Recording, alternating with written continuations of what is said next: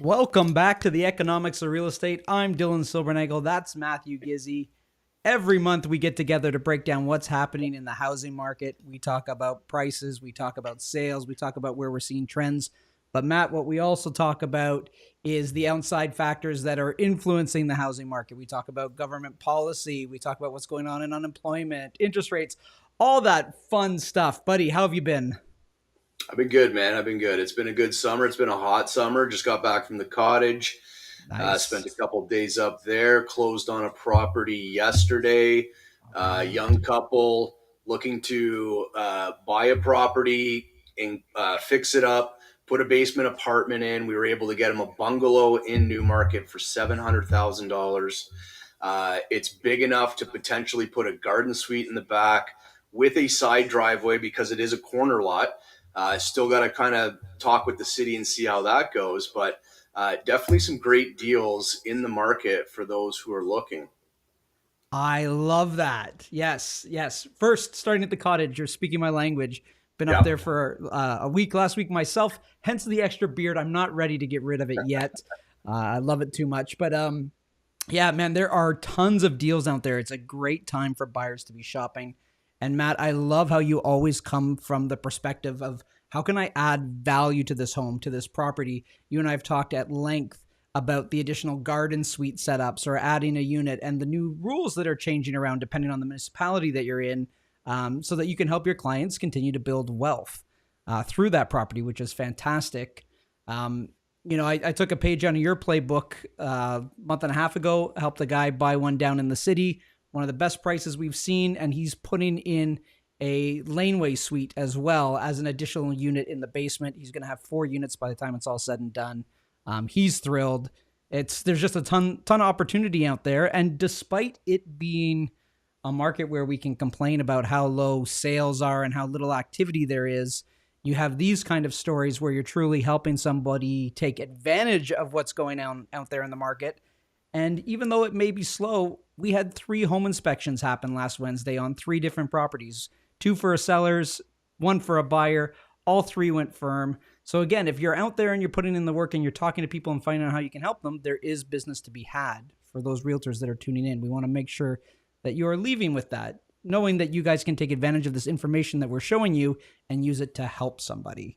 Matt, I think that's one of the things that we loved about starting to do this show together was we were able to take all this information that we were spending the time to put together and show it to our clients to help them make informed decisions.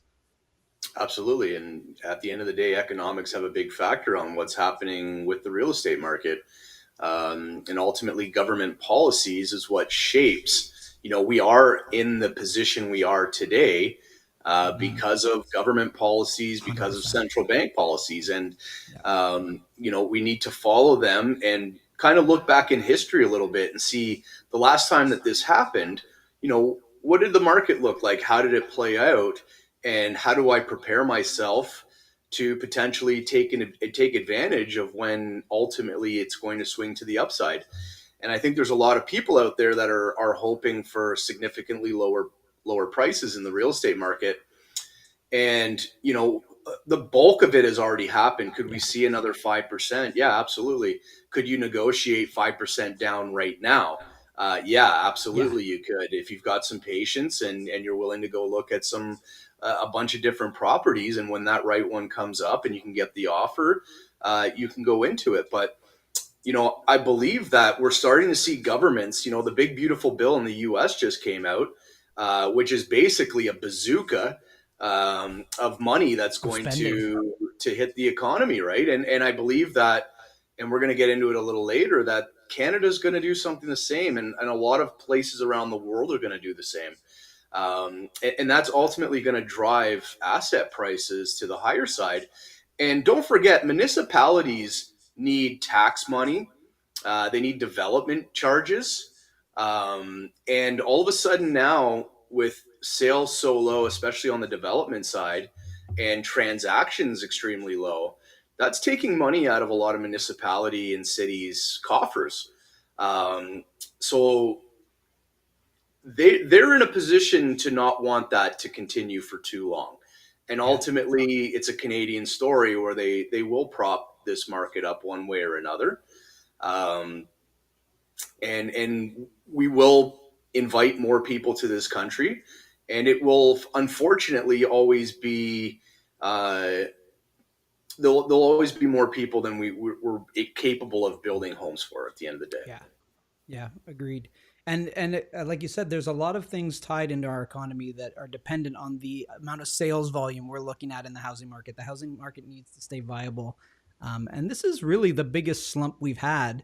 We're going to get into that in a minute, but I think that's part of it as well. Is like taking a look at the past and when we've been through something like this before, how long did it take to turn around? And we're already longer than the last two, really, in terms of how those prices in particular, played out. So it'll be interesting to see how long this goes forward. It's got a much more reminiscent feeling of the 90s than it does, say, the 2016, 2017, or even the financial crisis in 08, 09. So let's jump into what we've got for today. We are going to be talking about interest rates, a mid-year review. We have now completed 6 months of the year so far, so we've got a lot of data to work off of, which is fantastic. As always, we're going to talk about rate predictions, where we think those cuts are going to go. That's been an up and down one for us, Matt, where it looked like there was only going to be a couple, then it looked like there was going to be a lot. Now it looks like we might only get one more. We'll take a look at that as well. Business confidence, of course, pricing, and then when we get into our regional markets. And so, Matt, I added this one last minute just because we are 6 months through the year, and I want to talk about where we're sitting currently. So it's been a slow start sales-wise in the GTA, and so we're sitting at 30,967 units sold so far. When we compare that to 2024, we were at 36,586, so we're about 6,000 off the price.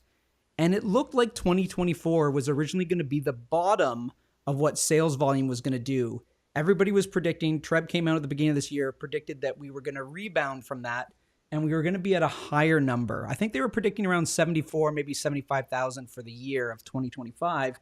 Now we're off the pace by 6,000 units. So it's clear we're not going to hit that. It's looking very much like we're going to be below what the 2024 numbers were. So we'll have slid again. But I thought that that was important to note. And then you and I have been talking a lot about pricing, and especially when we break down our areas, we show those median trends, right? Year over year, kind of where we're stacking. And we had said we're getting really close to 2021 numbers. And that's kind of true. So we're under the 1-1 mark right now, year to date. And the last time we look at that, so let's look at what 2024 finished as. We ended up doing 70,000 units. We finished at 112. And then in 2023, there was our 65,000 units.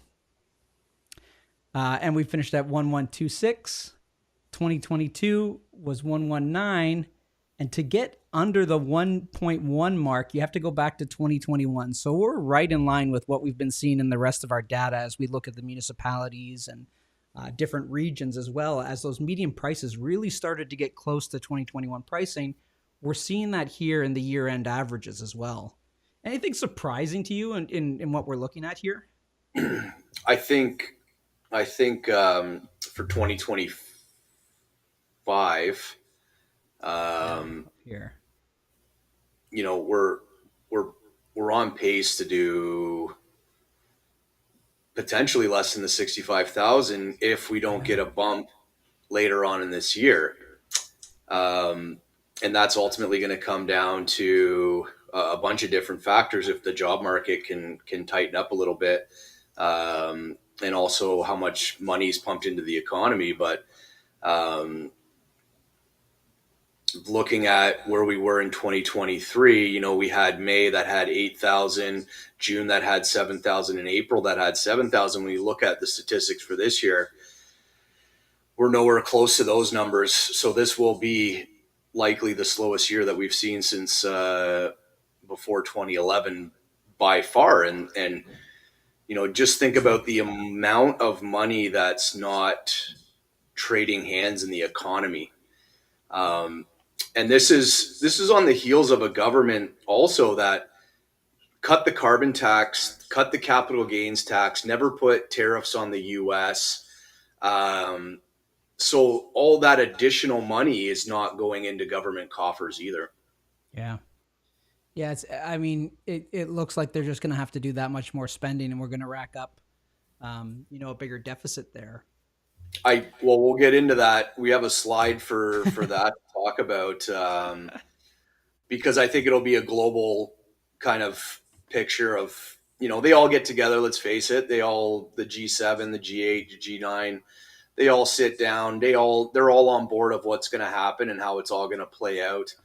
But yeah, just to keep it more centralized with this, this is going to be a terrible year unless we see a turnaround later in the year. But Yeah. ultimately, is interest rates going to be the catalyst that changes that? I don't think it will be. I think it's Uh, already proven that it's not going to be, right? yeah, We've talked about this time and again where last year we sold more homes at higher prices and higher interest rates. And now we've got even Trebs out there talking about how affordability has improved dramatically. We're improving almost month over month at this point in terms of affordability in yeah. a lot of cases, and still the sales are not coming. So I really think it is that that buyer confidence and just the uncertainty out there that seems to be holding us back. And so how do you change that outside of getting some trade agreements in place, a little bit more stability, and what we're going to talk about with unemployment there, right? Yeah, we've talked about it in another episode where I mentioned that Trump's gonna really bang the pot and pans around for a little while for the first half of this year, but then he's got to tighten it up come the second half of the year because he has to make sure that when the midterms come, the people, sometimes when it comes to politics, we have the memories of a goldfish, and we forget just how bad certain things were as long as enough time has gone past. Hence, we've voted the Liberals in for how many years in a row. We always kind of forget, some of the dumb things, the bad things that they've done, and that'll be the Trump way as well. And he's trying to tighten up the trade, and he's willing to get some backlash for that right now, in the hopes that on the second half, this is where all the money's going to get spent. This is where all the money's going to pour into the economy, because ultimately they're going to have to print their way out of this mess. You can't run a balanced budget. Interest rates are simply not going to come down fast enough without some, catastrophic event. So ultimately, the only way that you can pay back the debt is to print more money. Mm-hmm. Ultimately, but will that come into the Canadian economy at the later half of this year? It's hard to say that it would. Yeah. Well, let's get on to some other stuff in the headlines because again, we want to make sure that we're educating everybody out there, both our agents as well as homeowners and potential buyers coming into the market. And one of the things that I don't see that additional spending really fixing is what we're seeing in new construction, particularly the condo market. And a lot of that has had to do honestly with the pricing corrections, to be honest. Like when those prices came down, we're down over 19.5% from the peak of 2022. And you look at people trying to close on new construction that's happened and things just not appraising. Like that's been one of the biggest challenges I think currently is getting buyers, the existing buyers, to even close on anything. We've been in touch with a bunch of real estate lawyers that are watching that, and we're of course watching the news as well. And that seems to be one of the biggest challenges. And then what we saw was, of course, new sales really fall off a map, right? And if the new sales are falling off, well, then they're gonna slow down on their building. So, talk to me a little bit about what you're seeing in new construction, in particular. Well, the next slide, I mean, I should have just included it in this slide because there was only 42 new condos sold in the city of Toronto. Um, and that's staggering when you really think about that. About the Um, most amount of cranes we've had in the sky, right? yeah, And then we're only selling 42. and now we've sold 42 condos, and that just shows you that at the end of the day, it's investors that invest in condos because the average buyer is not going to tie up their funds for 5 years while a condo gets built. So for an investor, it's, hey, loan us your money for the 5 years. We'll create the condo. And then, with inflation, depreciation of currency, it'll be worth more in that 5 year period. And you can kind of make your money on the flip, selling it into the market or renting it out.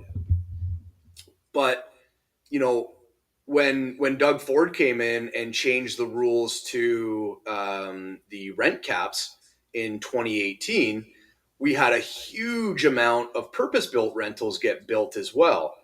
So now we're in a situation where all these condos got built, but also all these purpose-built rentals got built. So the rent isn't covering the fee that these investors need to hold it. So Especially now as they're interest all rates have gone up. as interest rates have gone up, Yeah. but the rents are actually falling now because you had all these condos and all these purpose-built rentals hitting the market. Plus, people were putting units in their homes and in the subdivisions and all that as well. So it's a bit of a perfect storm we're seeing right now. So if you're an investor or trying to buy one of these properties, it just doesn't make sense. You're going to be losing too much money. Whereas before there was incentives to hold it, but right now it's definitely the market we're keeping our eye on the most, because there's a lot of potential downsides to this if we start to see full size condos, too many people walking away from the deal. You could start seeing them go belly up. Yeah. And there's a lot of people like Ron Butler and a lot of other people that have YouTube channels and stuff like that have been in the business a very long time, and they've been saying for the first half of this year, the second half of this year, you really got to watch. Is there going to be a condo building or builder that goes belly up because of this? Yeah, because they just can't get enough occupants in on closing. And I think the other thing that we talked about a lot, obviously you'll see it as we break down our slides on the condo market, but just the amount of inventory for condos is the highest it's ever been. And so obviously with that amount of choice out there and the lack of sales coming through, there's a lot of downward pressure continuing on prices.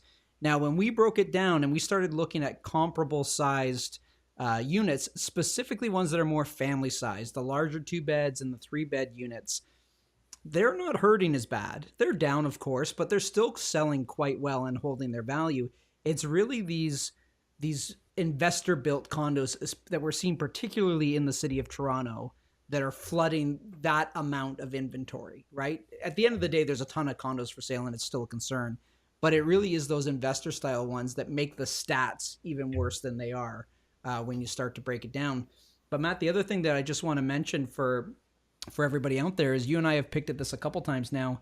I think one of the concerns with condos in general is that you have to watch out for is just that reserve fund, because we've seen with inflation that the rate previously that condo corps and property managers were recommending, the contribution to that reserve fund was based on a steady inflation rate, and we jumped up way past that, up to that 7% mark there for a while.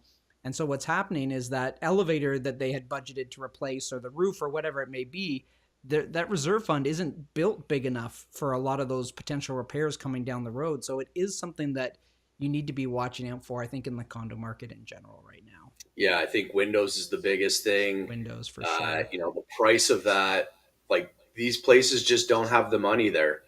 And now more than ever, ensuring that a condo corp has a reserve fund that is proper. Like, if they have anything that needs to be done within a couple of years and that reserve fund is slacking, you're going to be paying a large sum of money out of your pocket. Yeah.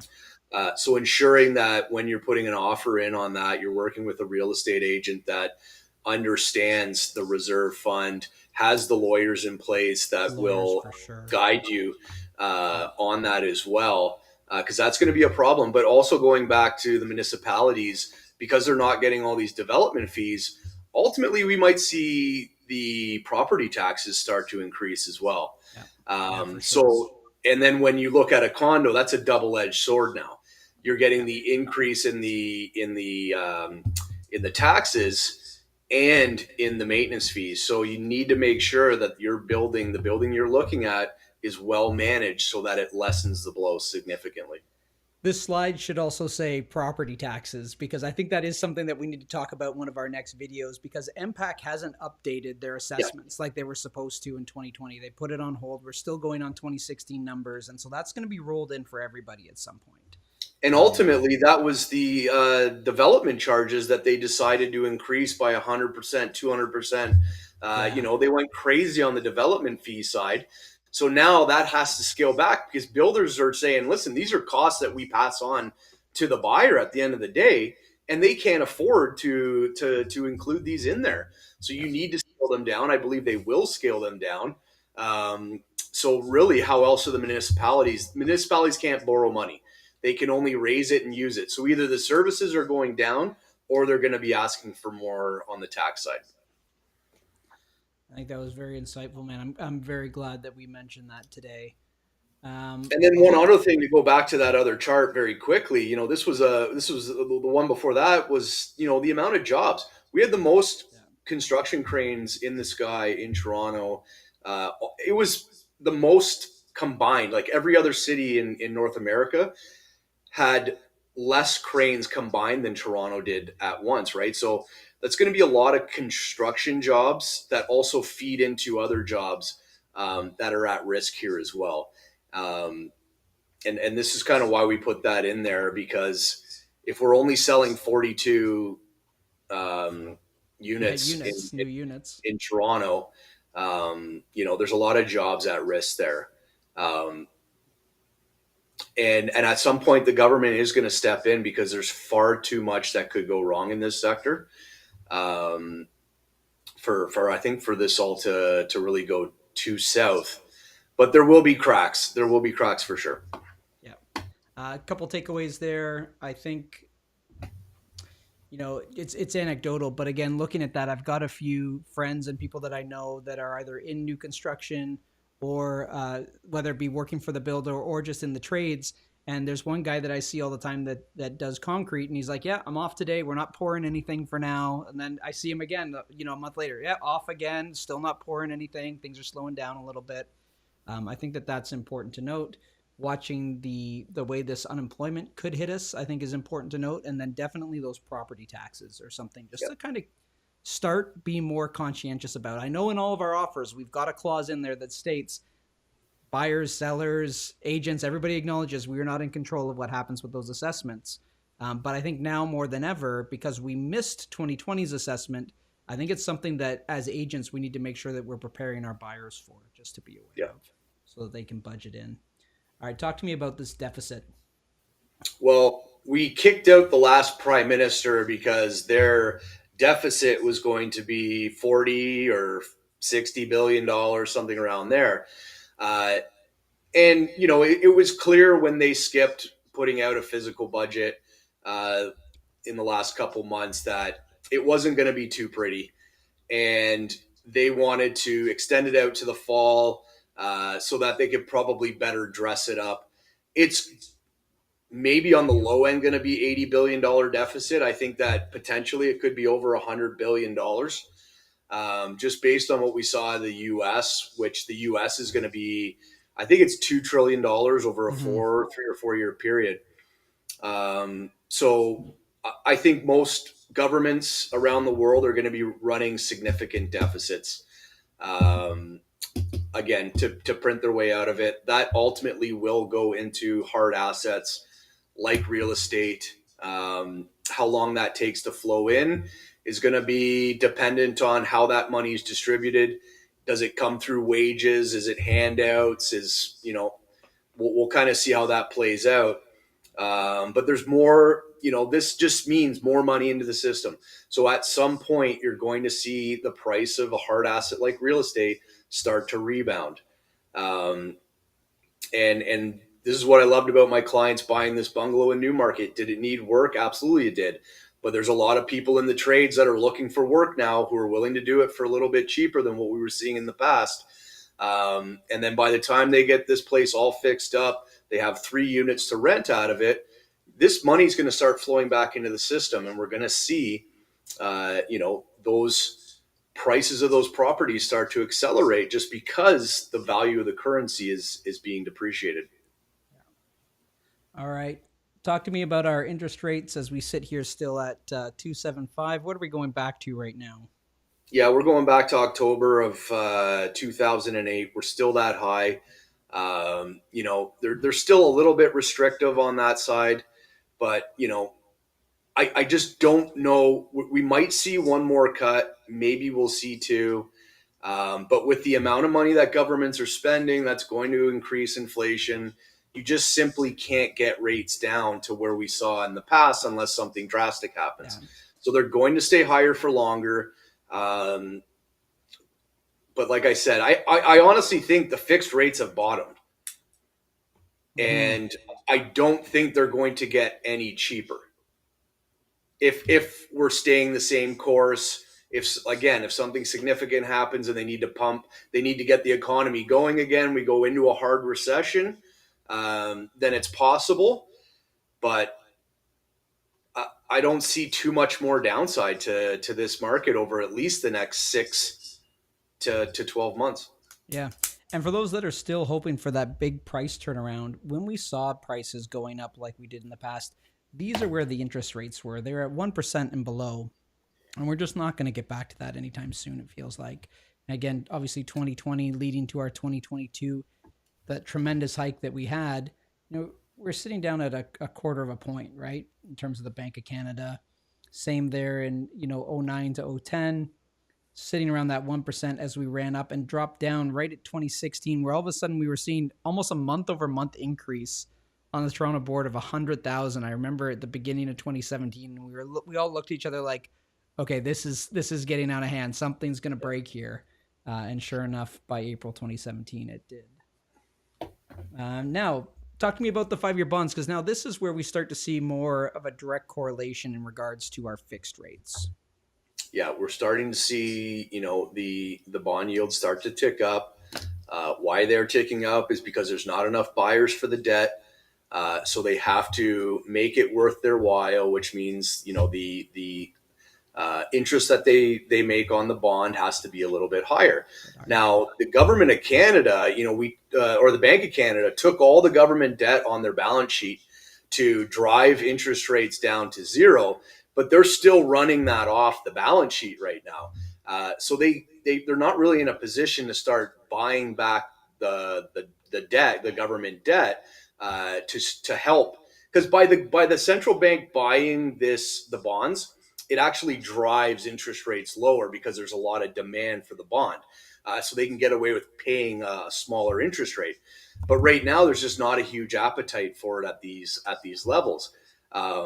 So that's why I think that for the next little while, we're fixed rates are going to probably bounce around this level, just because the Bank of Canada can't really absorb all the extra bonds that the government might need to be putting out there.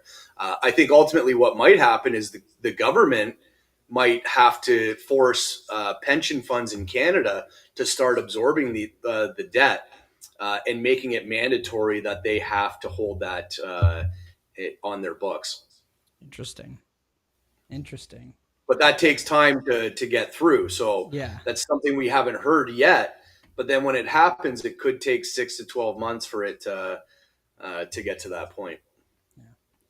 All right. Well, again, I just want to point out to people when we're talking about pricing, look at where the fixed rates and the bond market, because again, this is the chart for the bond market that impacts the fixed rates, where they were when we saw those big run-ups in prices, 2015 to, of course, the start of 2017, and then our 2020 up to 2022 before they really started climbing, hovering around that 1% mark. And it's funny, look, go ahead. From 2015 to 2017, that was the market buying the bonds. Yeah. That was, the economies were running fantastically. And that was the market buying it. And then all of a sudden, after 2017, they didn't want to touch it anymore. And then COVID happened, and they had to just buy. Like, that's when the central bank stepped in, and I believe they added like 1.2 trillion to the balance sheet, and that's what ultimately drove the rates down again. All right. So let's take a look at these predictions here in terms of where we think rates are going to go. Obviously, we've got another announcement coming up here in July at the end of the month, and it looks like everybody's thinking we're going to hold again here. 74% chance is what the market's pegging as us to stay at 2.75, and then in our September announcement on the 17th, likelihood changes 71%. We get another quarter of a point cut to 2.5. And even though we're going into next year, that is really it for the year. And Yeah. originally, at one point, we thought we were going to get two, maybe three more, definitely two, but it looks like it's just going to be the one, Matt. Yeah, it's just going to be the one. And even the one potentially in January is only 52% priced in. Yeah, And again, this is because inflation is going to be running hotter. And if you cut interest rates with high inflation, it's only going to make the inflation worse. Um, and ultimately, too high of inflation, they need inflation to get out of this mess. Like, it doesn't matter what they tell you, it's number coming. one. But number two, if it gets too carried away, it'll significantly hurt, the bottom portion of our society because they don't own assets. They don't own anything that will appreciate with that appreciation of the currency, and that will ultimately uh, it'll ultimately drive people to the streets with the pitchforks. So Push the there's gap too, quite the right? balance that they have to keep here. Yeah. Yeah. And so as we move to the bottom part of the chart here, what you can see here is the fixed rates. And again, this is an average across 10 lenders that we get from Wawa. And so, Matt, as you were talking about those 5-year rates, thinking we've kind of bounced it around there, maybe this is where it's going to stay for a little bit. Sure enough, the average across these 10 were 2 basis points higher from 4.34 to 4.36.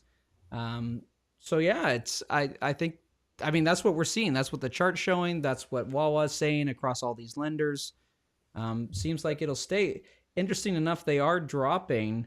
It looks like some of the 1 year and 2 years, at least The in one terms of, years and the 2 years are dropping, um, yeah, just because it's shorter term debt or borrowing. yeah, But ultimately, it's the 4 or 5. Like, these are where people kind of want to be the most. That's starting to stagnate. Okay, sure, 1 year fixed dropped 12 basis points, but it's still still, yeah, almost, 5.64 compared to your 4.34. And a couple months back, this was more in the like closer to 4%. I know a lot of people that yep, are getting 3.8% fixed year, five yeah, year. Now 399s. I think a client of mine just got a 4.19, 4.15, somewhere Yes, around there. Um, so that they are starting to accelerate to the high side. yeah, yeah. I just had a client get a renewal at 399. And Matt, it's interesting. The variable is still looking on average again is looking higher than those 5-year fix for the time being. So those early days of the variable always being the better route is just not Yeah, looking like it's happening, and especially if we're only getting one more cut. yeah, It'll be interesting to see what that looks like, and I think we're long overdue to get our good allied resource there, Nicole Ferrugia, our mortgage broker specialist, to come on the show and have a quick chat with us because yeah. it's just a good check-in point.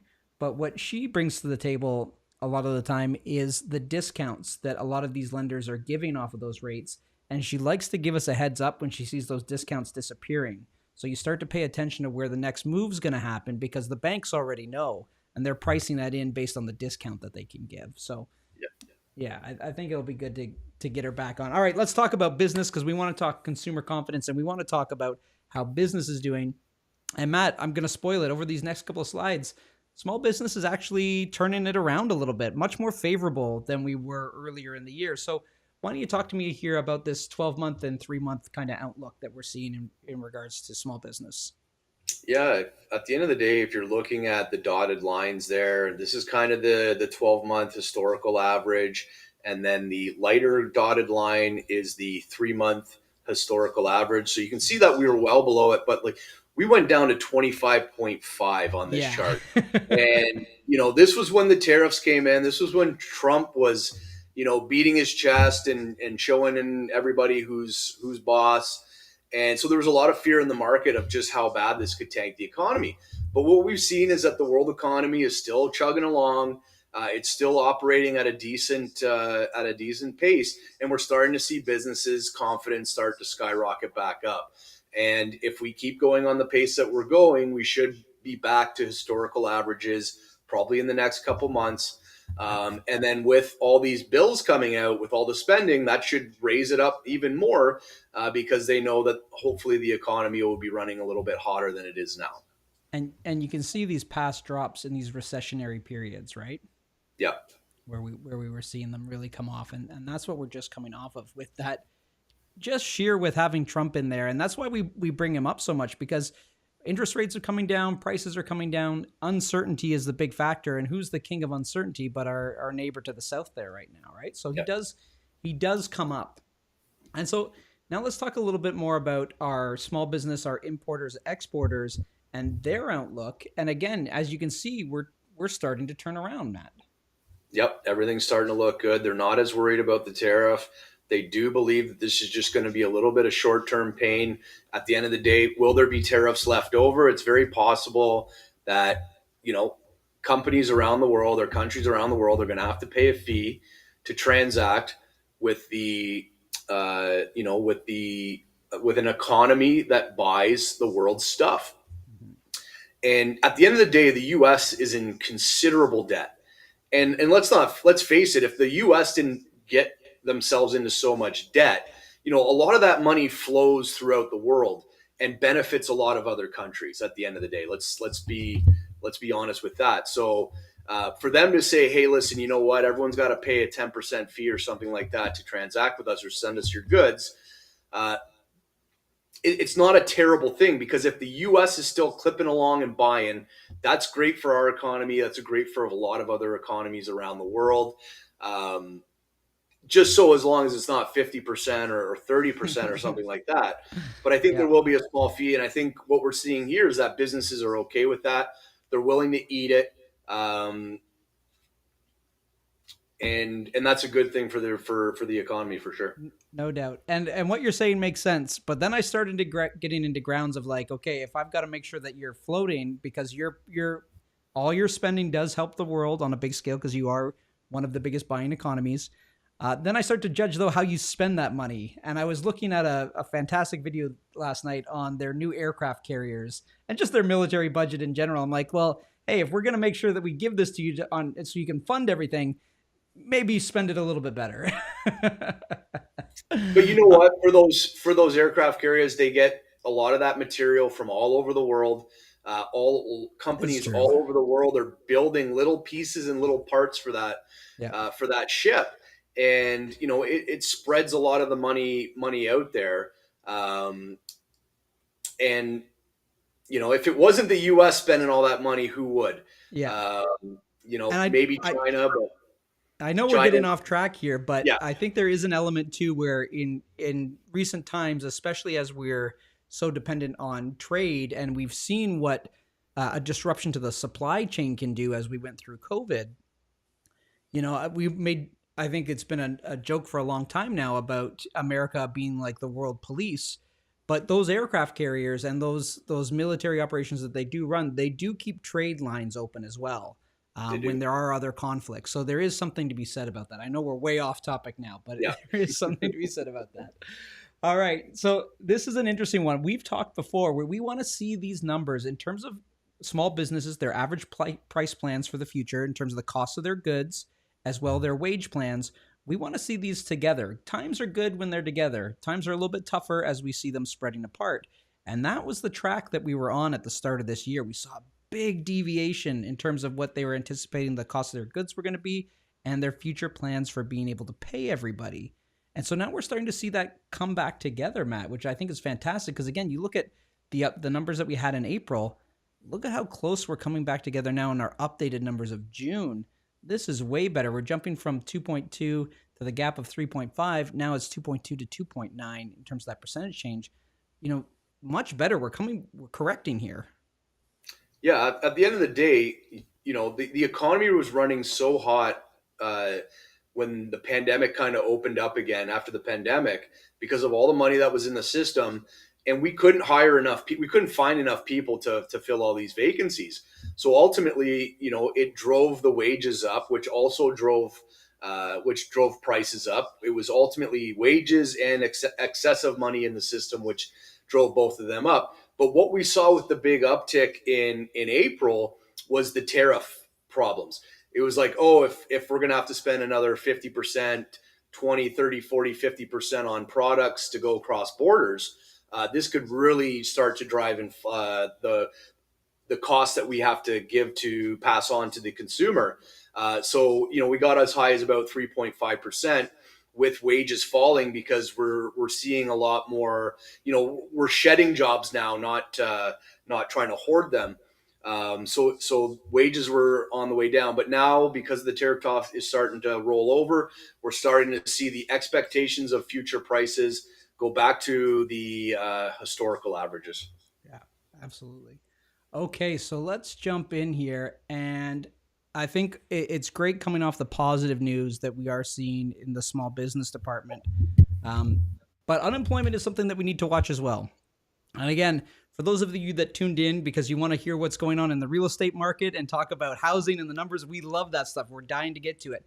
This stuff is important because this is impacting that certainty versus uncertainty that we're talking about on why buyers aren't currently out there in the market. So all of this stuff is super relevant in terms of why we're seeing what we're seeing in the housing market. So we got to take a look at it.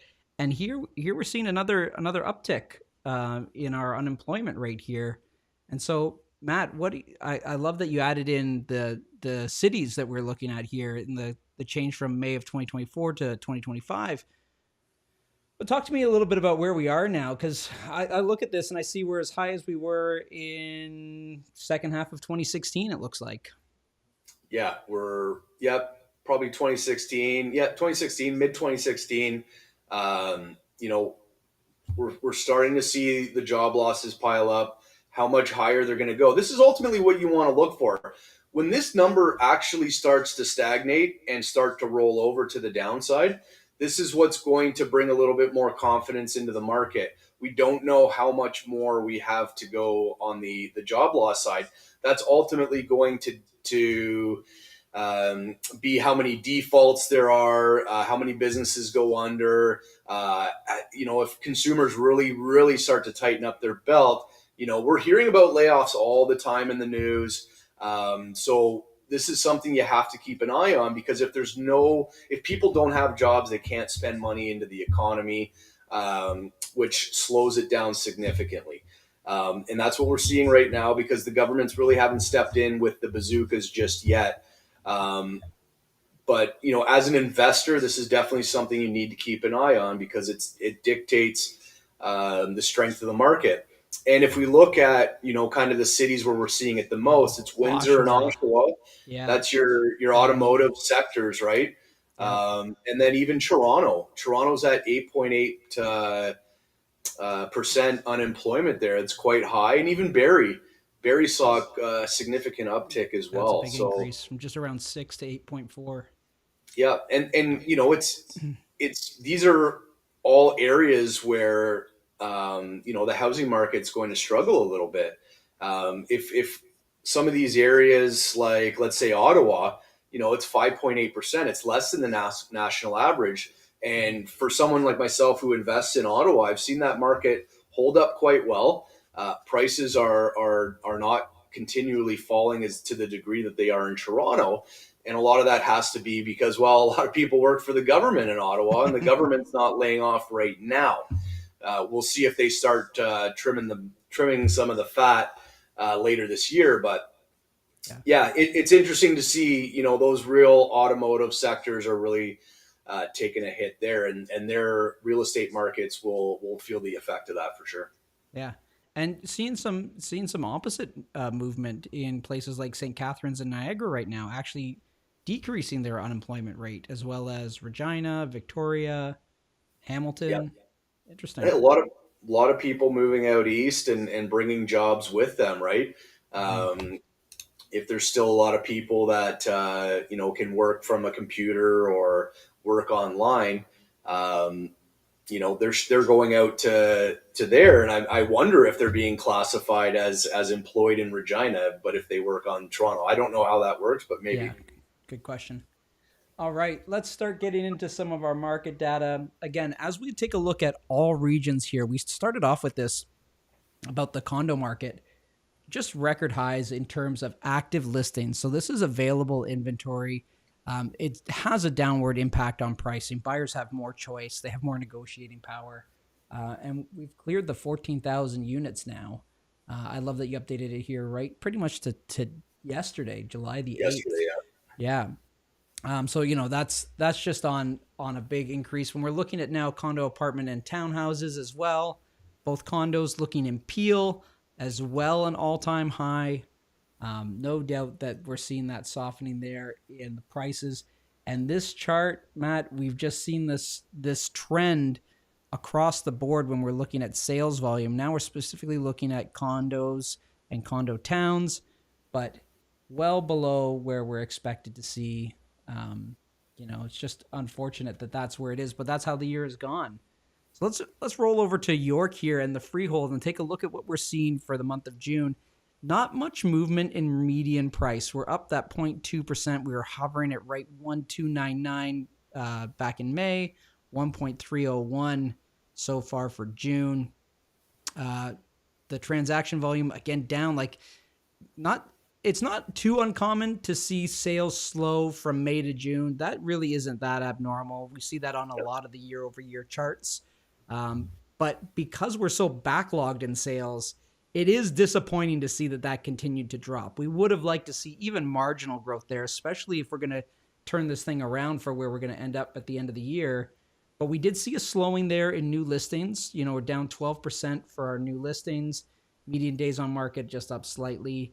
Terminations about where you'd expect. This is not a high number in comparison to what we were seeing earlier in the year. Still 7.9% in comparison to, we're up year over year 41%. See, that's the thing, right? When we're comparing to what else we saw in 2025, not a bad month. But when you compare it to what we're used to see, it's up considerably. And again, year to date change from last year versus this year, 47% of those or increase in terms of termination volume. So those terminations are coming because people are not getting their pricing quite right. So they're out there, they cancel a listing, bring it back on at a better price, or potentially cancel a listing and don't come back to the market at all, which we start to see a little bit more of as our new listing volume drops. But I want to roll into the visuals so you guys can see that. New listings, here's the thing, Matt. We're right in the pack. We're right where we should be over the last 15 years in terms of what we would expect to see. And you do see a lot of that rollover in terms of new listings from May to June.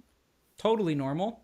What we're seeing here in terms of active listings is we've now crossed the highest we've been, by 4 units. I don't know, a little bit more than that. Yeah, we missed it by 4. Yeah, 4 units for 2018. Yeah. Squeak in some more listings. Look, there's 4 new listings so we can get that record high. I think what's going to happen, Matt, is this is going to cross over 2018 by the time we get into July for active listings. I don't think there's any way around that. But yeah, going back 15 years, the most active freehold listings we've seen in York Region. That's the takeaway from this graph for sure. Sales volume, again, the slowest we've seen in those 15 years. I think that when we looked at that halfway chart at the very beginning of our episode today, it's looking like we're going to be back to that 2023 low of annual sales volume. And when I look at 2023 on here, where's my dark blue? At 925, had a little uptick there, and now it came down, and it really dropped off. The fall of 2023 was absolutely brutal. So hopefully we don't keep this trend line. Maybe there's hope for us to overcome 2023 if we can stay above that, but I don't know. I don't know if that'll hold true. And our median price here, let's see how we're doing for York freeholds. Did we in fact drop below 20? We have not dropped below the 2021 pricing yet. So York freeholds still holding strong, but that's not gonna stay for long because 2021. Look at that uptick, this rocket ship of a launch that we had in median price through the second half of the year. Quite tremendous, and obviously that's not the trajectory that we're on. Yeah, it's inevitable that we'll drop below that price this year. Hovering around just under 6 months worth of inventory, 5.68 months worth of inventory. So again, because it's the first part of the segment in our show where we talk months of inventory, when we're looking at that number, we're saying how long would it take to sell all the homes currently on the market at our current absorption rate, the amount of sales that are happening every month, without any new listings coming on. So with no new listings coming on, it would take over 5.5 months to sell everything that we have out there currently. And again, we are above that 2018, 2019 numbers. And Matt, you know what I love about this chart is it is a good reminder of how slow even 2019 was coming into 2020. Because 2019 was still a slow year. These are the lag effects of when the change first happens in 2017. And then it carries over, right? And that's kind of what we're dealing with still. But 2022 was when we started to see the rates, and this is pretty much bang on. Right around March was when the hike started to happen, and that's when Yep. our inventory ticked right up. Yep. Yeah, so still balanced, leaning more towards sellers. Taking a look at the amount of homes that are selling over the asking price, this is starting to trail off. And it is interesting because at the start of the year, it had upticked quite a bit. 37% of the homes were selling over the asking price. We have now since dropped down to 26%. And there are certain homes that will always command that demand, whether it be in a great neighborhood, on a great street, that perfect layout, whatever it may be. There are those homes that will still sell. So at the beginning of the year, what we thought was perhaps this is higher because the amount of sales volume was so low. So if say Yep. there's 5% of the homes out there are always going to command competition, but now our sales volumes drops off so much that 5% looks like a greater share of the market than it would Mhm. actually be.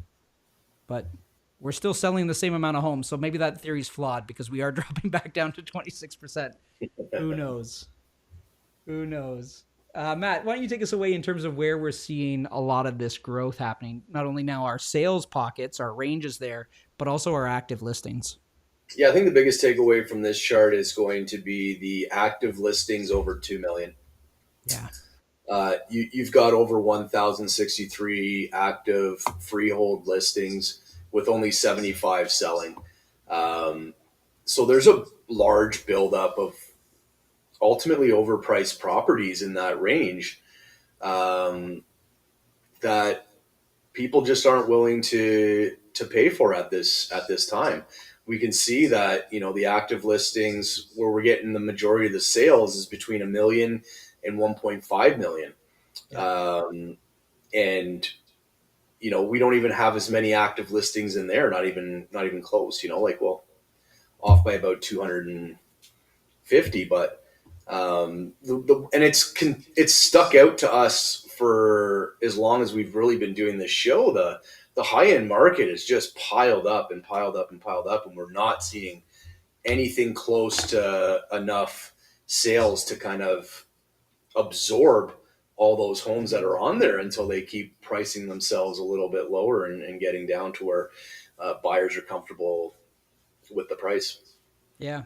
And we've seen that transition start to happen as people have been terminating and bringing homes back on the market, lowering prices. We've seen some of this trickle down, but it's still such a huge category in terms of what's available. Like the biggest price category in terms of what's out there. And again, we're talking freehold homes in York region right now. $1 million to 1.5 is really the sweet spot for the most amount of choice and the most amount of where buyers are seeing value in terms of making those purchases. Um, it's That's not really the 14. lower end, and it's because it's a freehold, right? Yeah. There's not too much stuff out there these days under a mill. But I will say there is a lot of townhomes that you can pick up for under a mill now in certain areas, even Aurora, where there's great buys, under the million mark. Whereas before, in say the peaks, some of those were going for 1.4 just for the townhome. So it's the value's there, right? You're getting that built-in spot, but Yeah. it's Yeah. hard. Sometimes hard for people to see. There's 14 months inventory for the 2 million plus, Yeah, yeah. which is it's high. Staggering. All right, let's talk about the condo market. And as we look at our month over month, we're continuing to see a slide, but it's it's not terrible because we've seen some of this stuff around 635 previously in the year. So I remember we did see a month where there was a little bit of growth. We're currently sitting at a median price of 640,000. Transaction volume did go up a little bit. Got a couple extra units in there, 5.5% bit of growth in terms of transaction volume. And our termination volume has really dropped to only 5%. So I think the condo market in York region is starting to find some balance. It's a little strange maybe to see that 2% drop, but not so much when you're looking at the amount of homes available. New listings have come down too, kind of like what we saw in the freehold market. And when we start doing our year over years, not as big of a drop as what we saw on the freehold side, but we are down almost now 8% in terms of our median price in comparison to last year, same month last year. And here we are again, York region. This is not the Toronto investor built condos. It's not that they don't exist in York Region, but there's less of them. And we are still sitting really high in terms of our new listing volume. But the real story comes into the active listings, where we're tremendously above our highest years. And that high year would have been what? It was 2024. It's last And year. yeah, it was last year. And we were feeling it last year. I remember all of our office meetings, sitting down talking with agents, and any agent that had a condo listing, and just the crickets that you were getting in terms of showings. But even look at that jump in comparison to this time last year. It's easily an extra 400 and some units. Yeah. Yeah, almost 500 extra units available currently in York Region than what we had last year, which was also really high. So, that condo market, but currently staying above 2021. Matt, that's two charts back to back where we're really flirting with the 2021 median price, and we haven't Yeah. dropped over it yet. But Yeah. yeah, It's anybody in the inevitable. last 3 years, you're under where you were before. Yeah. Yeah. I think it's inevitable that it's going to drop below that. Yeah. It's how far. And, I'm, when you look at the detach, it's hard to believe that you'll ever get to the 2020 mark. When it comes to the condo, it's by the end of this year, if we keep heading in the same yeah. direction, how possible is it that we might get close to that number? I Yeah. don't know. I like to think no. I do like to I think hope no, so. because we are like, what I will say about 2025 is it's been much more steady. And we even saw that there's that little bit of a boost that we saw in the previous months.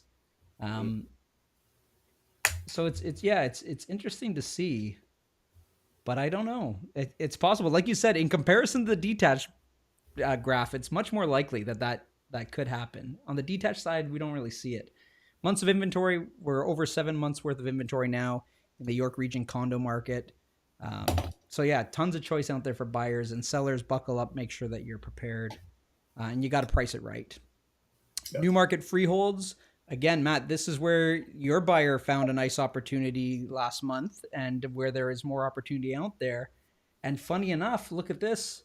They did see some month over month change in terms of their pricing. I think what this says to me is buyers are starting to see the value there, right? So we had some sales kick in, surprisingly down month over month, but maybe just the better homes were selling. As less sold, we start to see the better properties start to go.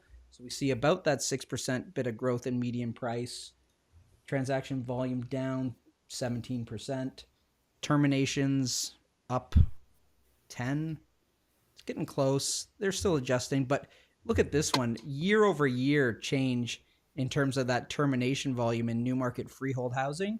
Yeah. 95% in terms of that, which is quite crazy. When we're looking at the year over year decline in price, 9.4%. So anybody that was buying this month got it at a 9.4% discount in comparison to last year when we're looking at that Yeah, median we've price. had 2 years that have more active listings than what we're seeing right now, but their sellers do seem to be aggressively pricing their properties a little bit better in new market than some other areas. Mhm. Yeah, so there's the graph of active listings like Matt's talking about. Let's come back to new listings. Again, here's that traditional rollover from May to June. We're still right in the middle of the pack. The new listings are not the issue that we're seeing in a lot of markets. It's that sales volume is so low. So as these new ones are entering, active listings are starting to stack up, because when we come into our sales volume, we're just not removing listings from the market as much. And so here we are, still the lowest sales volume across in 15 years for a freehold in Newmarket. That's lower than 2020, when we had only been locked down in the beginning of March. So we were 3 months into a pandemic for the first time ever, told not to leave our homes, and we were selling more houses. Mhm. Median price, here's this little bit of an uptick, which is kind of interesting to see It across is. the It is. freeholds. Yeah. It's a lot better than what we're seeing in a lot of other areas in terms of ticking up. And I mean, at the end of the day, we did see a 6% Six uptick percent, in yeah. the average price. Now, maybe just because of how low sales are, that it's skewing the price a little bit to the higher side. But I think that the prices in Newmarket are starting to be quite attractive for the freehold. Don't forget, a lot of homes in Newmarket have some decent lots on them, and it's a great place to raise a family. And it is kind of the furthest away if you think about it. Richmond Hill, Aurora, Newmarket. The next steps, Georgina, which might be a little too far for people, Yeah. or Barrie. Bradford, same thing. Bradford to me is just tucked away just a little bit, Yeah, where it's just that little bit further. So yeah, the value's there in Newmarket, yeah, and it's interesting to see. So obviously, we're coming really close to the time where we're starting to see um, when the change would have first happened, right in 2022. yeah. So as we get here to the 2021 numbers, will this drop one under by the end of the year? Probably, because we saw a massive uptick at the end of 2021 into the start of 2022. But after that, we're looking at 2023. So while we're below all these lines right now, we like Newmarket is the first spot where we're starting to see, hey, after next year, we're probably going to start to be above a bunch of those years again. What do you think about that, Matt? Do you see that potential here to maybe cross over? Because again, even if we just went straight across, by the end of next year, we'd be above 2023. Yeah, I think unless we get this uptick in sales near the end of the year, like we saw after the pandemic, let's just say Trump comes out tomorrow and says there's no tariffs in Canada, and the Liberals come out and say they're going to spend all this money, and it drives the market up. I think if we're in the same scenario by the end of the year as what we're in kind of now, then we're going to be potentially looking at pretty close to all three of those lines at the end of the year. Yeah. Well, I Because mean, let's face it, you're going to get your best prices in the first 6 months of the year, typically. yeah, So it's going to wane off unless there's a catalyst to drive prices to the higher side. yeah. Because by next month, depending if we level off, maybe we'll be the same as 2022. But by August, hopefully, we should be above the 2022 pricing. Yeah. So honestly, there's definitely a possibility for it. There just needs to be a catalyst to get people back out. Yeah. Months of inventory, still up there, but lower than the last two areas that we looked at. 5.25 months worth of inventory in terms of what's available out there for buyers. Still well above the other stuff that we've seen. Our 2017, 2018, 2019 numbers still hovering, above that 4%, maybe 4.5%. We want to drop down to start to see the improvement. All right, let's take a look at Aurora Freehold, where we come in and we see a slight uptick in median price month over month. We're at 1.3%. Transaction volume as well down. So we're seeing that May to June rollover in a lot of areas. So that continues to drop off a little bit. New listings down a little bit greater here. We're at 18% of a drop, over 18% of a drop. Median days on market hovering around the same. Termination volume way low in comparison to other things we've seen, 3.5%. So Aurora getting a little bit more dialed in with their pricing. And like we saw in Newmarket, an uptick. Now we saw it was 6% in Newmarket, only 1.3 here in Aurora, but nonetheless moving up. So your median price now in Aurora for a freehold is 1.257. Year to date, here's the bigger hit. Year to date, our median price is down 12.4% in comparison to last year. So agents that are out there sitting down and talking to homeowners about what their home might be worth, this is one of the things that you're up against as people have the memory of when times were good. It was just last year I was worth 1.43. Why are you telling me I'm 1.25 now? Right? And that's part of the challenge that we have to do and why you got to educate and be able to bring this data to the table to help articulate that. New listings right in the middle. We're seeing the rollover May to June, but right where you would expect to be this time of year, again, as we go back over the last 15 years, but we're really creeping up there in terms of our active listing. Not the highest we've been, but what are we tying here? We're tying just above, 2024. And what's my other gray one? 2019? Yeah. Hitting that 2019 range in terms of new listings. Obviously, 2018 being the highest that Aurora saw. So that's kind of funny because in a lot of areas we were seeing these numbers earlier, but it really is that 2018, 2019 that we're starting to see pile up in terms of the freehold in regards to active listings. Sales volume, again, just chugging along, the lowest we've seen in the last 15 years. and lower than what we sold when we were at the start of the pandemic again in June. Um, we did outsell when we weren't allowed to leave our houses there, so that was nice. That was nice. We really need to start to see this turn around. And then when we come here in medium price, like we said, there was that big drop off from year over year and officially below the 2021 numbers, by about 10,000. So again, we're sitting currently at 1,257,000 median price in comparison to 2021, where it was 1,268,000. So 10K above us. And we're above 2022, well below 2023, and of course 2024. It's interesting, for June, we actually saw an increase year over year from 2023 to 2024. And then, of course, now just that big turnaround back to our 2021 numbers. Interesting to see for Aurora. Yeah. Months of inventory have come down a little bit, but peaking their way back up to 6 months worth of inventory, much more so a buyer's market. So buyers, think about investing in Aurora right now. You're getting quite a nice little window in terms of pricing that's available there. Yeah, interesting to see. Matt, why don't you take us away as we talk about the freeholds here in Georgina? Yep. So prices up 0.7% month over month. Transactions down 10% from 69 to 62 year over year. So prices down only 4.8% year over year as compared to what we just saw in Aurora, Yeah. which was almost 13%.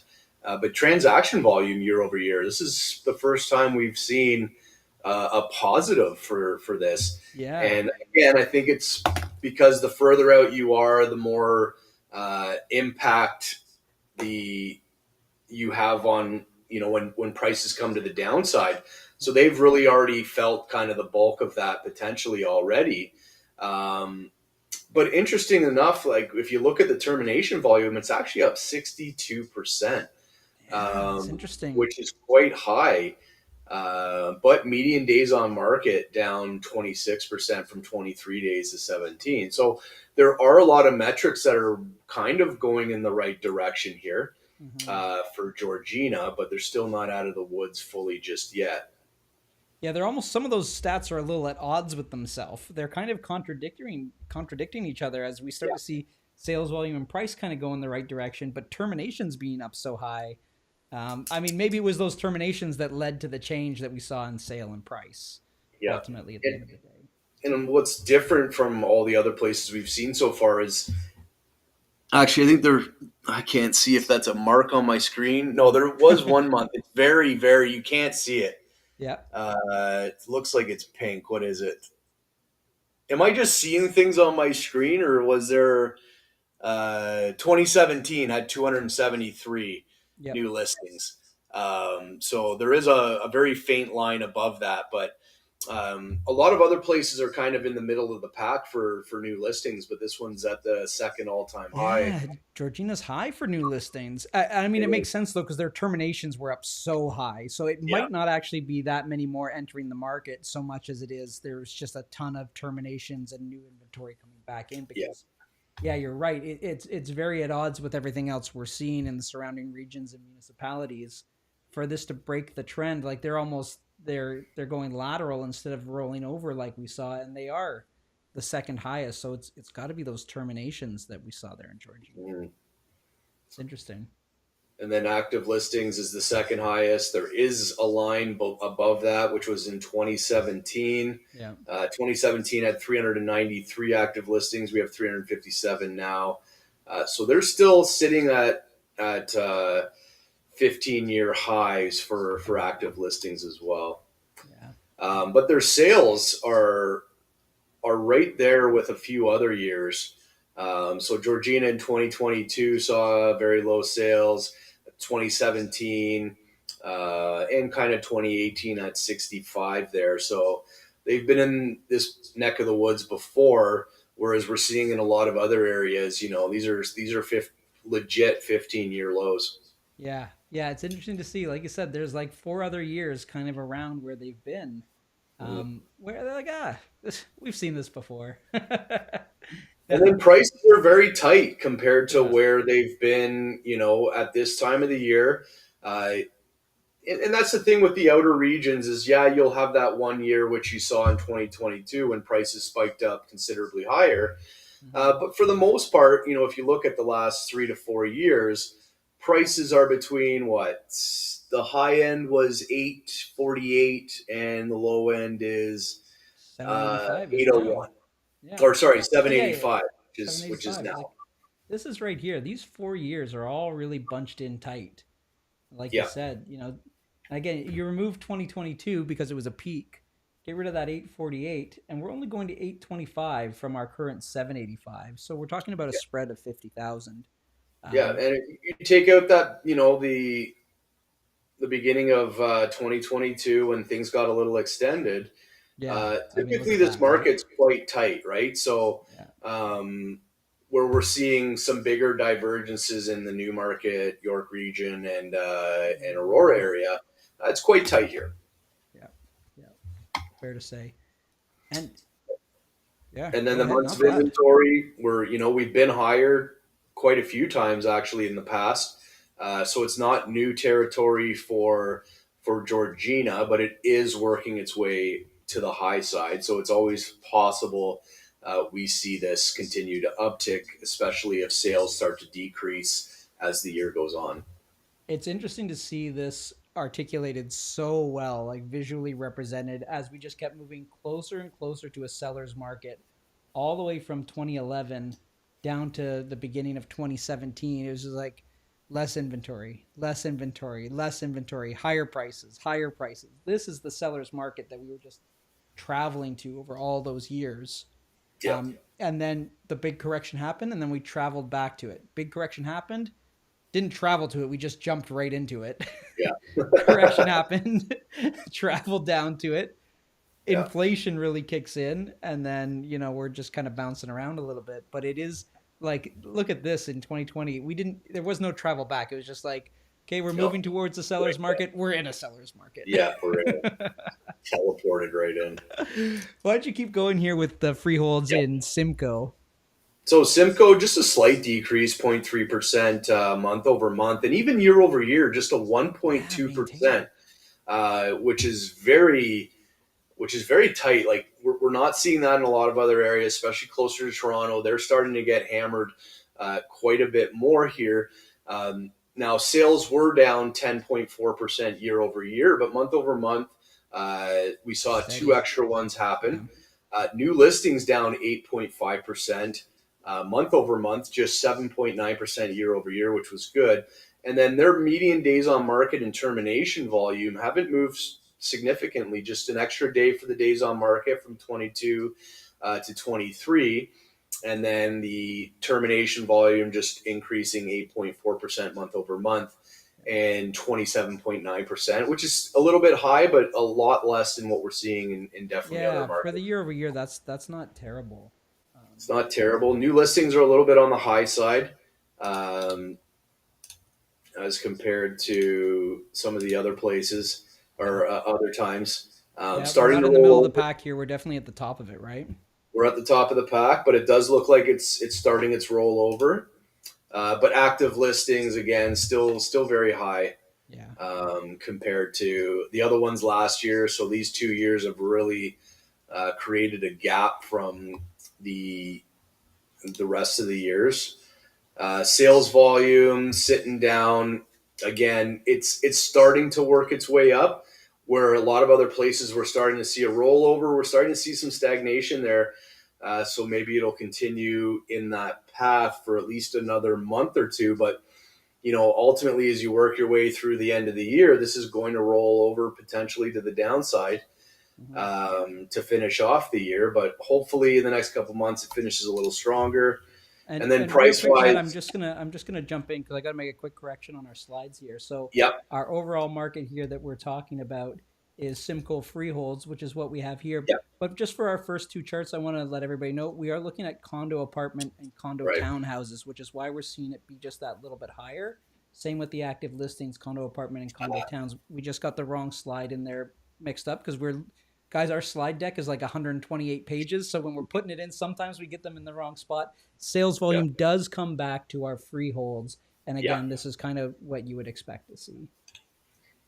And then price wise, looks like condos are Yeah, actually, this is just for condos. yeah, yeah. And So so condo towns, we're starting to see that, they've fallen below the 2021. They're at 499, yeah, or sorry, 483. Um, yeah. and Well, then, reasonably below our 2021 pricing. Like this is one of the first ones, even for the condo side, where we've really seen it come under. yeah. Here in the Simcoe area. And then months of inventory for freehold, they're at the highest that we've seen out of Yeah, all the charts so far. They're at 6.7 6.7. months of inventory, which is a full blown seller's market. Yeah, A lot of buyers, the other ones buyers. are below 6 months. So I Yeah, think, over 6 months is typically when you're in a legit full blown seller's market. yeah. I say again, just the buyers market for our high inventory here. Or buyers, sorry. Yeah. Yeah, a lot of choice out there for the buyers, and it is the highest we've seen for any of the freehold markets. It's crazy Yeah. that we're seeing that up there. I kind of expected it for Simcoe condos, just because there's only so many really nice ones right by the lake. I mean, it's not like there's a ton of them anyway. But to Yeah. see the amount of freehold inventory ticking up there, yeah, that's quite high. Yep. And then the above list price Yeah, basically dead 11%. Um, so a huge fall off when it comes to um, over asking. yeah.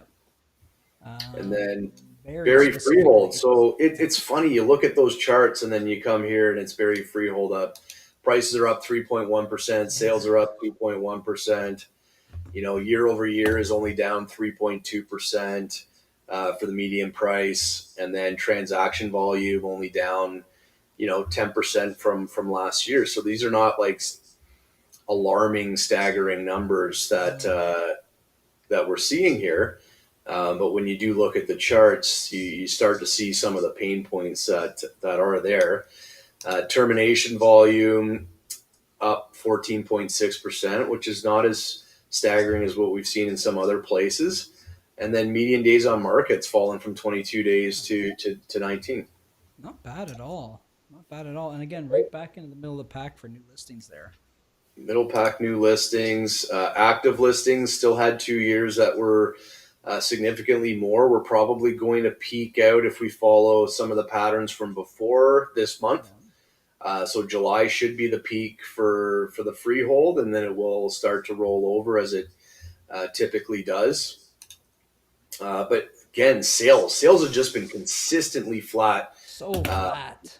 So all flat. year. Like you're almost getting the same amount of sales every single month, uh, which is quite interesting. Like there was a little uptick to start the year there, but it came back to,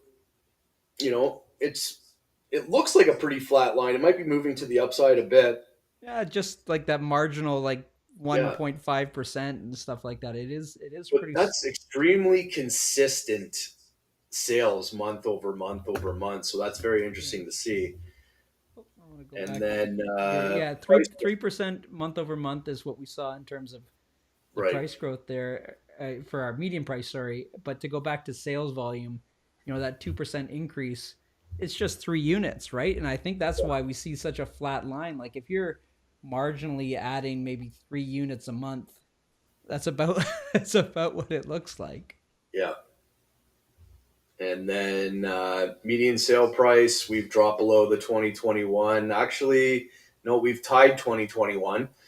So we're at 750,000 on the median sale price. So right back to 2021 levels there. Yeah, And then for the months of inventory, we're at 5.45. So a little bit less than where Simcoe as a whole is, yep. but still approaching the full blown buyer's market there. Yeah. Now we roll into the condos, and it'll be interesting to see if we have some of our freehold numbers in this one, or if we stayed all condo. But seen a slight decrease there in our month over month pricing, just down 2.4%. Transaction volume as well, down 11.2%. Median days on market staying about the same. Transaction volume It's up 17%. It's a little higher than I think than we would expect to see. I mean, arguably it's the condo market. Maybe it's lower than we would expect to see, but only a 3% drop year over year in comparison to some of the other condo markets that we were looking at. So, not too bad there for Simcoe in that sense. Yeah.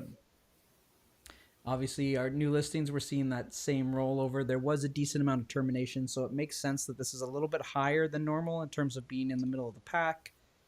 Our active listings, this is the one that really matters. How many are selling? How many are sitting in the market still? We're at an all-time high for that. And our sales volume, more fluctuation than we saw in the Barrie Freehold. We're seeing some ups and downs at least, and we're Yeah. not the lowest we've seen. So that's not bad. I'm not terrible at all. And then, but here's the thing: it's not necessarily translating to our median price. We have continued to fall off there a little bit. We are below the 2021 numbers. So for reference, we are sitting at 481,000. Back in 2021, it was 499, and at the peak, we were 578,000. So we're almost 100K less than the peak right now. Mm-hmm. That's a good 20+%. Or around there anyway.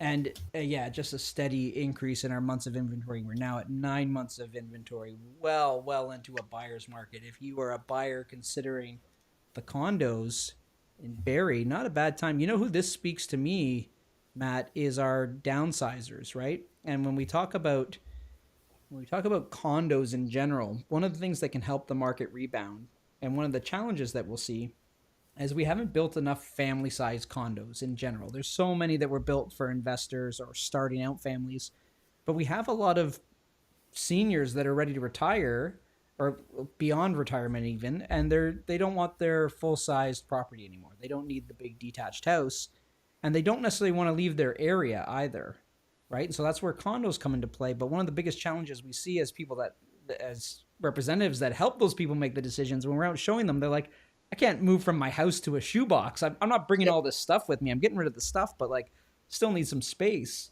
So yeah, it's about finding the right one. But if you can find the right one for you right now, that's a good spot to be. You've got tons of choice. And as Yeah. we come back to our median pricing, you're at a 4-year discount in terms of where that is, a full $100,000 than you would have paid previously. So not a bad time to look at that. And you're not that much further north. No. Going to the Simcoe region. So I don't know. That's what that says to me. If I'm looking for opportunity for somebody right now, if you're thinking about downsizing and you're considering a condo, not a bad spot to look, especially like Barrie. Some of those condos down by the lake are quite nice Yeah. communities. So I don't know, it's worth checking out. All right, Matt, talk to me on the lease side of things, especially as we're looking at our investors. And I think the big impact that we saw previously in terms of, as you mentioned, all those purpose-built rentals coming to fruition. And it's not that there was a ton of them here as we look at York, but still nonetheless, we want to make sure that we're monitoring this. Yeah. And at the end of the day, when a lot of things come down to supply and demand, and we're really starting to see a lot of supply on at least the rental side. Not enough to make a staggering difference, but enough to have dropped prices 8.5% year over year. We were hovering around the $3,000 mark for the average rental Yeah. property, and we've got it down to $2,700. So that's nice to see some pressure on that side. Now, ultimately, when rental prices are falling, you know, prices for the real estate have to come down a little bit as well, because what's the incentive for a renter to go buy a house if it's way cheaper to rent? So when you're saving almost $300 a month on your rent, that has a factor to do with prices of real estate as well. So again, seeing an uptick in the transaction volume, up 2.5% month over month, but up 21.4% year over year. And at the end of the day, no one's buying real estate, so they're typically more renters going into the market, which is what we're seeing there. The new listing volume up 1.1% month over month, but 43.2% year over year. And this is Yeah. this is just more the amount of inventory that's coming online and going into the market here. And then the median days on market has stayed the same. It takes about 19 days to rent the property out. And even termination volume down 11% month over month, but up 65% year over year, which tells me, people are still trying to get a higher rent. And this is a little bit more sticky of an area because if you own a rental property and you have to get a certain amount of rent to cover your bills, you're going to stay higher for longer.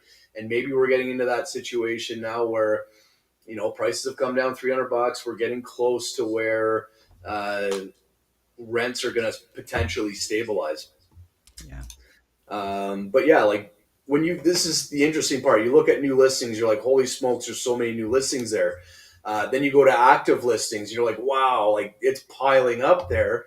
But the difference from everywhere else is that the lease volume is staying right with it. Yeah, it's the So highest it's been. it's the highest it's ever been, and that ultimately has people aren't moving into purchased homes, so they're moving into rentals.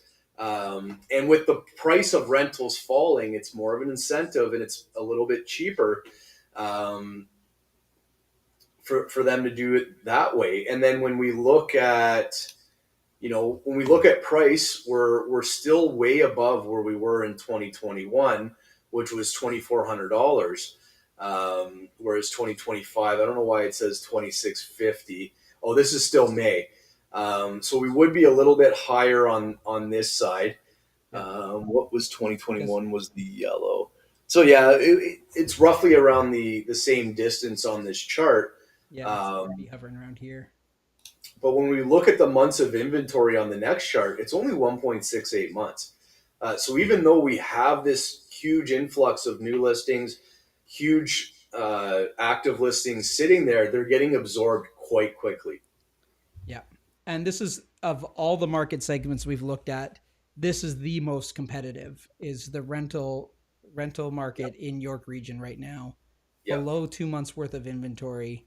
Um, More rentals than ever happening, more transactions. And I think, like you said, that's just as we're seeing sales volume drop, people are going somewhere. So they're going into rentals. Yep. And then for Simcoe, price is flat month over month at 2,500, down 5.7 year over year from 2,650. Transactions actually down 6% month over month, but up 1.2% year over year. New listings volume up 5.3% month over month and up 12.1%. So considerably less than what we saw in York Region for the new listings. York Region was 43.2%. So there's quite a difference on that side. Days on market took around 23 days last month, now down to 21. And then termination volume only 4.9%. So starting to get around the averages. When we're looking at new listings volume, we are the highest we've been on that end, but we started off the year quite slow. But as you can see, sometimes it peaks out for the Barrie area, more so in the September month. And you know what it is? February. Every Yeah, February you see that drop. Nobody yeah. nobody wants to be Nobody putting wants their to do place that. up and renting in one of the coldest months of the year, right? Yeah, I It's a get hard pass. that. Everything's kind of still in a range there. It's not gapping up like we've seen in the York Region area. Looks like it's following very closely to last year on the active listings. But historically, when you look back, especially any time before 2017, there wasn't many active listings in that area. Yeah. And then lease volume, you're right up there with last year. Basically, last year had 341. This year 345. So it is up there quite a bit. And then prices, they've been a little stickier in Simcoe. We're right back where we were in 2022. Actually, no, we're higher than that. Mhm. We're right back to where we were in 2021 at 2,500. So they've seen the prices come back. Um, and then their months of inventory is sitting around 2 months of inventory. So they're still quite tight there. Interesting how we just saw like a $500 jump Yep. after COVID, right? And Yep. then it just kind of stuck around. And with Simcoe, like in especially Barrie, a lot of people during the pandemic wanted to go and live in Barrie. So we got a lot of people buying homes up there, but also renting as well. Yeah. All right, everybody, that is our show for today. We covered so much there, Matt. We broke down obviously interest rates. We were talking about unemployment. We were talking about small business outlook. We talked a little bit about MPAC and assessments. Man, we covered so much today. I hope you guys enjoyed it. As always, check out our YouTube channel. You can scan that QR code or hit the link wherever you found this video. And we'll break this down into smaller segments so that if you just want to find out what's going with York Region Freehold, you can go take a look. You don't have to watch the whole video. Matt, anything you want to say before we take off today? No, I think summers are typically going to be slower times in the real estate market. They always are. People are away at the cottage and stuff like that. But it'll be very interesting to just see what governments do around the world. Like I said earlier in the video, I think there's going to be some positive changes. It's just how long they're going to take to kind of flow back into the market that we're going to have to wait and see. Yeah, that additional government spending, we could start to see an impact there. Depends on how it's being implemented. As we go back to summarize what happened there with interest rates, it does look like we're only going to get that one more cut. Fixed rates are getting a little sticky. They're hovering around an area where I don't know if they're going to move too much more. We're going to get Nicole on the show soon to talk about what that might look like. As well, we found a few areas there where there are some fantastic buys to be had. And just be mindful for you agents out there as you are advising and sitting down with sellers to talk about pricing. We saw some dramatic declines year over year. Funny enough, Aurora Freehold being one of the biggest ones, hovering around, I think it was like that 9%, was quite high. So it's one of those things you always got to be educating. We hope you take away a lot of valuable information here. We look forward to seeing you again next month. Be sure to subscribe to the YouTube channel so you can check out more of the stuff that we're putting out there for you. And we look forward to seeing you next time. Bye for now, everyone. Bye, guys.